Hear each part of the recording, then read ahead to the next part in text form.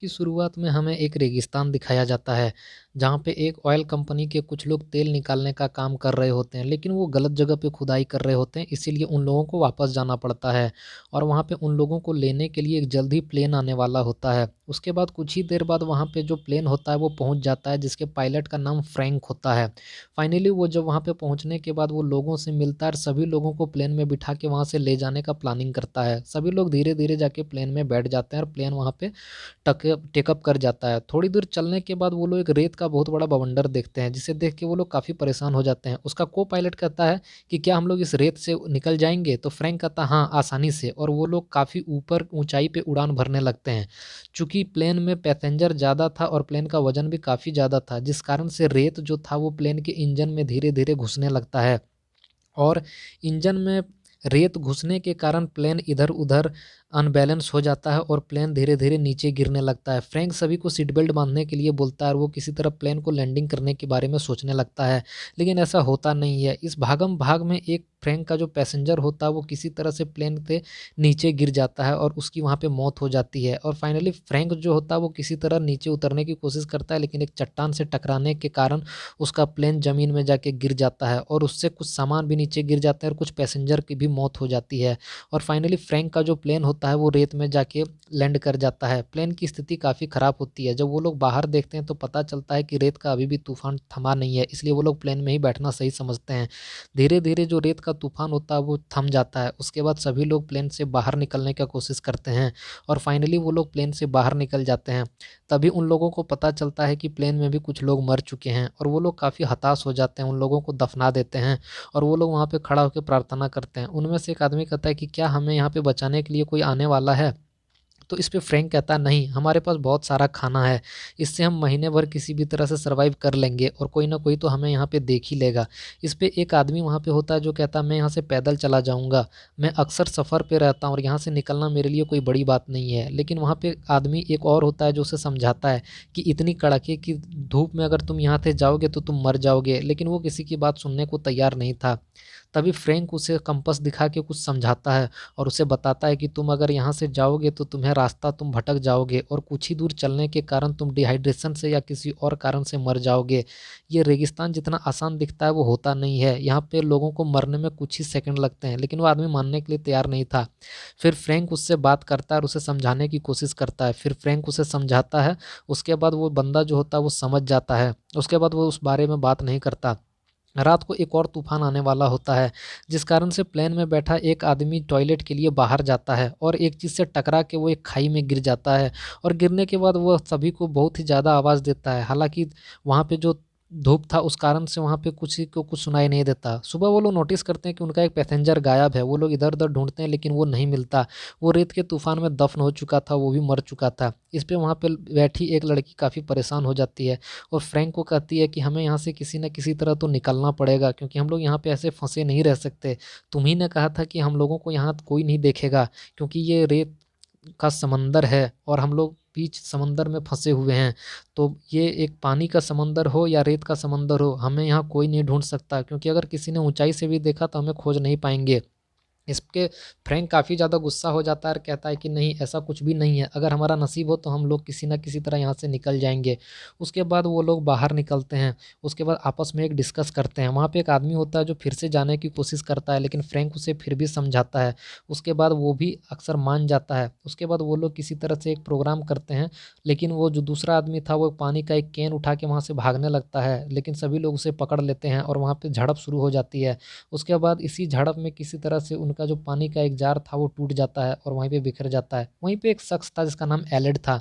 एलेड कहता है कि मैं पहले प्लेन का डिज़ाइन करता था और हम लोग इस प्लेन से एक दूसरा प्लेन बना सकते हैं जिससे हम लोग वो आसानी से उड़ के यहाँ से जा सकते हैं।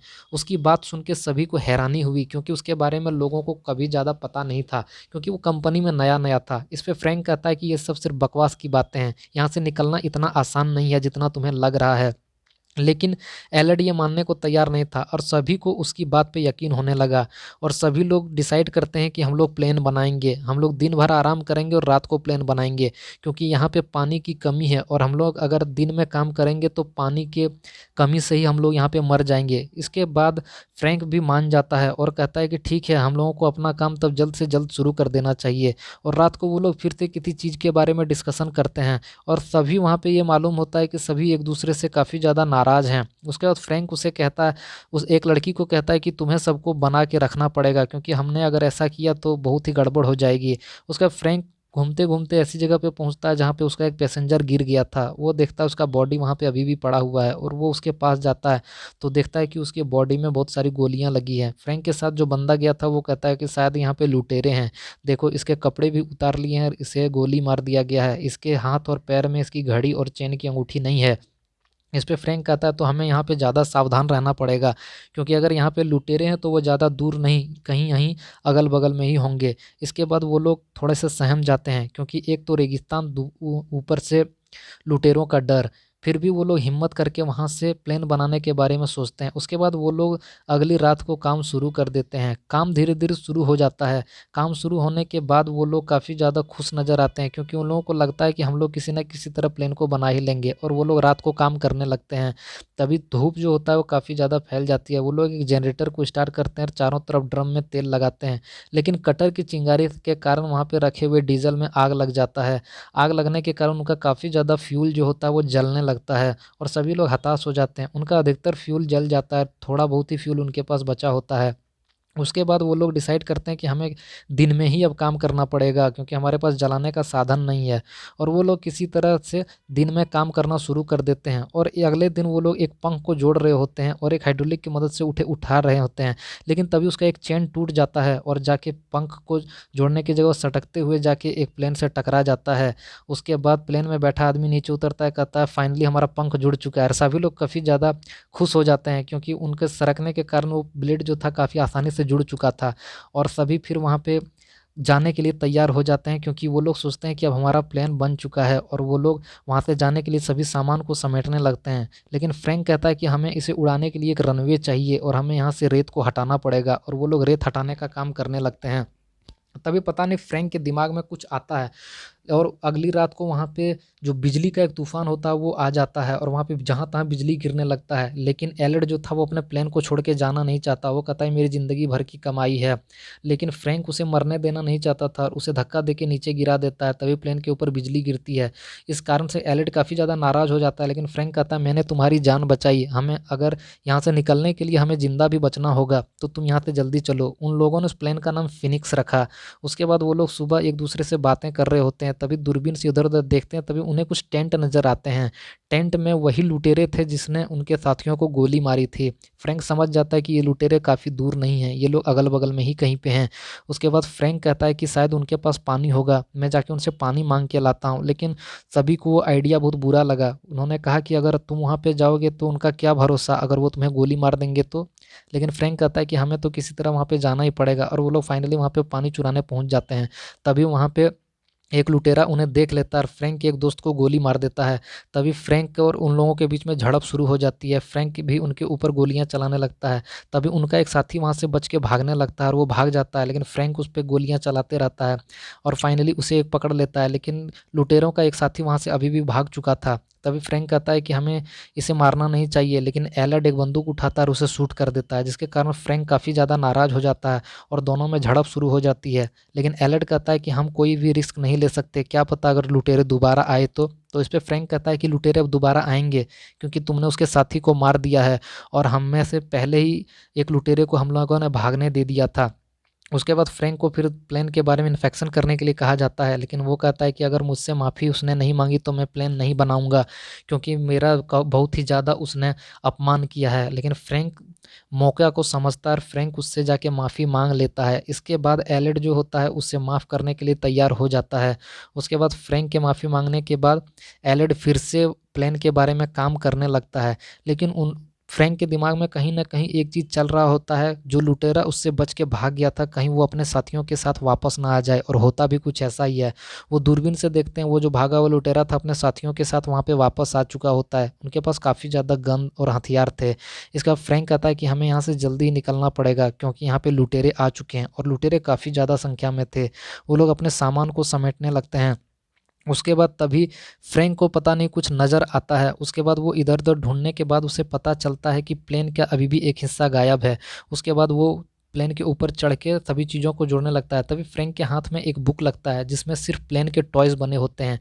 असल में जो एलर्ट होता है वो प्लेन नहीं बनाता है, वो प्लेन के खिलौने बनाता है जो कि उड़ नहीं सकता है। इसके कारण से वहाँ के सभी पैसेंजर काफ़ी नाराज़ हो जाते हैं और उनसे लड़ाई करने लगते हैं। सभी कहते हैं कि ये प्लेन उड़ नहीं सकता, और एक आदमी उसको ऊपर उठा लेता है। लेकिन फ्रैंक उसे कहता है उसे नीचे रख दो, इसने कम से कम कोशिश तो की। लेकिन सभी लोग वहाँ पे निराश हो जाते हैं, क्योंकि सभी को लगने लगता है कि अब ये प्लेन नहीं उड़ेगा। तभी उनमें से एक पैसेंजर उसके ऊपर बंदूक तान देता है। लेकिन फ्रैंक के कहने पे वो आदमी उसे छोड़ देता है। अब एलेक्स चैन के दिल में चैन की चैन साँस आती है। उसके बाद वहाँ पे तेज़ हवा चलने लगती है। हवा के कारण प्लेन का अगला हिस्सा उठने लगता है। इससे सभी को लग जाता है कि ये प्लेन उड़ेगा, क्योंकि हवा प्लेन पकड़ रही थी। इसके कारण से सभी लोग काफ़ी ज़्यादा खुश हो जाते हैं। तभी देखते हैं कि वहाँ पे सभी जो लुटेरे होते हैं वो लोग भी आ रहे होते हैं। वो लोग फिर वहाँ पे बैठ के बातें करने लगते हैं, और इसके बाद फ्रैंक कहता है कि अब कुछ भी हो हमें यहाँ से निकलना ही पड़ेगा, और वो लोग प्लेन को टान के एक ऐसी जगह पे लेके जाते हैं जहाँ से वो आसानी से उड़ान भर सके, और वो उस पे चढ़ जाता है, इंजन को स्टार्ट करता है। प्लेन स्टार्ट होता है लेकिन फिर बंद हो जाता है। फ्रैंक काफ़ी ज़्यादा परेशान होता है, दोबारा प्लेन के इंजन को स्टार्ट करता है और वो स्टार्ट हो जाता है। जैसे प्लेन का इंजन स्टार्ट होता है वहाँ पे सभी लुटेरों की नज़र उन पे फिर पड़ जाती है, और वो लोग उनकी तरफ भागने लगते हैं। सभी लोग दौड़ के प्लेन के ऊपर चढ़ने लगते हैं और वहाँ से जाने के लिए तैयार हो जाते हैं। सभी अपने-अपने सामान को उठा के प्लेन के ऊपर चढ़ जाते हैं। असल में प्लेन का डिज़ाइन ऐसा था कि उसमें कोई नीचे नहीं बैठ सकता, सभी को उसके ऊपर ही बैठना पड़ेगा, और सभी लोग प्लेन के ऊपर बैठ जाते हैं, और फाइनली प्लेन दौड़ना शुरू कर देता है, और प्लेन काफ़ी तेज़ी से दौड़ने लगता है। पीछे से लुटेरे काफ़ी गोलियाँ चला रहे होते हैं, लेकिन इनका असर कुछ भी नहीं होता, और फाइनली आगे जाने के बाद प्लेन जो होता है वो एक खाई में गिर जाता है। लुटेरों को लगता है ये सभी मर गए, प्लेन नीचे गिर गया। तभी दिखाया जाता है कि प्लेन जो होता है वो आसमान की ऊंचाई में उड़ने लगता है। अब फिनिक्स जो प्लेन था वो ऊंचाइयों में उड़ रहा था। सभी लोग काफ़ी ज़्यादा खुश थे, और उन लोगों की एक सप्ताह की जो मेहनत थी वो रंग ले आई थी। फाइनली वो लोग अपने घर पहुंच जाते हैं, अपने परिवार वालों से मिलते हैं। लास्ट में ये मूवी यहीं पे ख़त्म हो जाती है। तो चैनल को जल्दी से जल्दी सब्सक्राइब कर दीजिए और बेल आइकन को प्रेस कर दीजिए, ताकि इसी तरह की मूवी एक्सप्लेनेशन में आपके सामने लेके आऊँ। तब तक के लिए चलिए धन्यवाद।